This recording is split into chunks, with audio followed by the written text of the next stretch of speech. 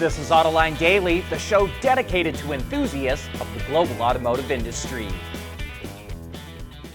About 40% of the vehicles that Stellantis sells in the U.S. are imported from other countries. And according to the investment bank Jefferies, that will have a huge impact on Stellantis' bottom line if the Trump administration's tariffs go into full effect. It says 305,000 of the 1.3 million vehicles that the automaker sold in the U.S. last year would have been subject to the tariffs. And when you add in the tariff on non-U.S. parts, it would have cost Stellantis $7.1 billion. So that's why Jefferies is forecasting that the company's earnings could be cut by as much as 75% this year. The investment bank also says that BMW, Mercedes, and Volkswagen would be hit extra hard, with estimated tariff bills between $4.3 and $5.4 billion. But it looks like some countries and regions of the world will face different tariff rates. The Premier of Ontario says he spoke with the U.S. Secretary of Commerce, who said that Canadian-made vehicles with 50% or more U.S. parts will not face the tariffs. Ontario is home to 5 automakers with 8 vehicle assembly plants, as well as sites that make engines and transmissions. And the Premier claims, quote unquote, a lot of the vehicles made there have 50-60% U.S. parts. So, automakers like Ford, GM, Stellantis, and Toyota that make a good amount of vehicles in Canada won't be hit as hard by the tariffs as long as they have a good amount of U.S. content. And we wouldn't be surprised to see Mexico get a similar deal, since it's also part of the USMCA free trade agreement. The Hyundai Group revealed a new mobility software platform called Plios and its software-defined vehicle architecture at a developer conference in South Korea yesterday.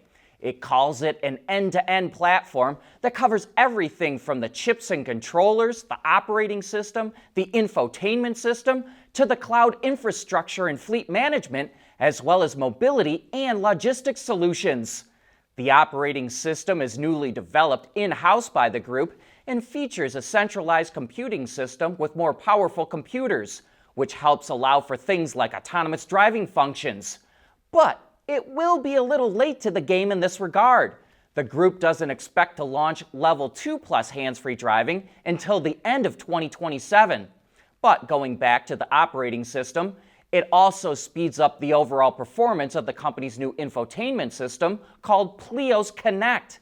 It's based on the Android Automotive OS, which is supposed to provide a more phone-like interface and will make its debut in the second quarter of next year. That infotainment system could also include more creative and useful apps for users on the center screen. The group established an open platform where app developers can access automotive software to see if their apps will work in a vehicle, and then they can offer it through an app market for users to download. And the last thing we'll highlight is the company's mobility and fleet management efforts.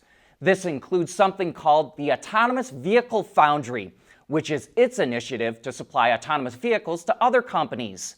The Foundry provides everything from development kits, fleet management, production certification, to the technical support. And you may remember that it's already signed up Uber as a partner.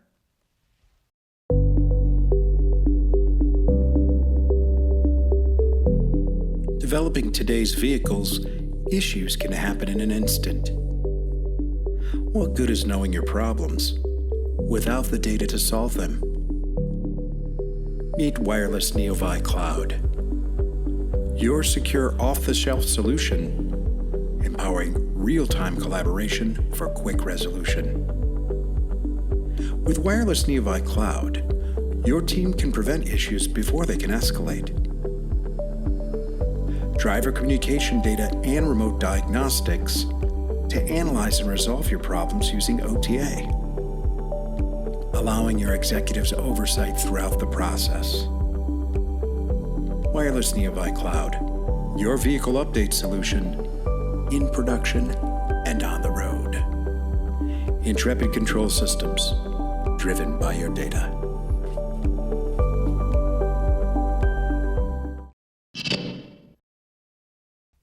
GMC is expanding the Sierra EV lineup with the introduction of the AT4 and Elevation trims.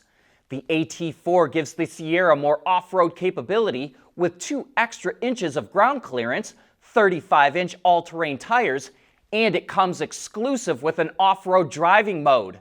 The AT4 starts at just over $81,000, including destination charges, and it's an extra $10,000 for the longer range version. The Elevation trim is now the lowest priced version of the Sierra EV with a starting price of just under $65,000. It features a 16.8-inch touchscreen, a power-operated hood, and a multi-pro tailgate. For comparison, the Denali version of the Sierra EV, which was already available, starts at about $71,800, and the top trim version Denali costs more than $100,000. The new versions of the Sierra EV go on sale this summer. And in other General Motors news, but shifting over to China, the automaker is celebrating the grand opening of its first Durant Guild Experience Center. And it also kicked off deliveries of the Chevy Tahoe and GMC Yukon to customers. The Experience Centers feature lounges and VIP areas, vehicle showrooms, and dedicated areas for accessories, merchandise, delivery, and after-sales services. Those services are meant to help support the customer throughout the lifetime of the vehicle, which it hopes enhances the ownership experience. The Durant Guild is a business that GM created for the Chinese market to import premium vehicles. And sticking with the Chinese market, car sales are expected to increase this month. The China Passenger Car Association is forecasting 1.85 million sales, up 9% from a year ago. That's outpacing the first 2 months of the year, which saw sales only increase 1.2% to 3.2 million vehicles. And electric vehicle sales this month are expected to be strong thanks to China extending a vehicle scrappage program where owners receive a subsidy to trade in their gas-powered car for a new EV. The trade group estimates that NEVs, which includes plug-ins, e-revs, and BEVs, hit 1 million sales, accounting for 54% of the overall market. Daimler Truck is expanding its defense business. It's forming a partnership with Arx Robotics, which is based in Germany, to integrate its robotics and AI technologies into vehicle platforms from Daimler Truck. The truck maker develops defense vehicles through its Mercedes-Benz special trucks business, and the military versions of the Unimog and Zetros will be the first to be integrated with the tech. The models will be capable of networking with other software-defined systems like drones and other vehicles. They'll also have autonomous capabilities that can find the best route in open terrain, carry out remote-controlled landmine clearance, and evacuate people without putting soldiers in danger. The two companies say they're also looking into retrofitting existing vehicles with the technology. But that brings us to the end of today's show. Thanks for tuning in, and I hope that you have a great weekend.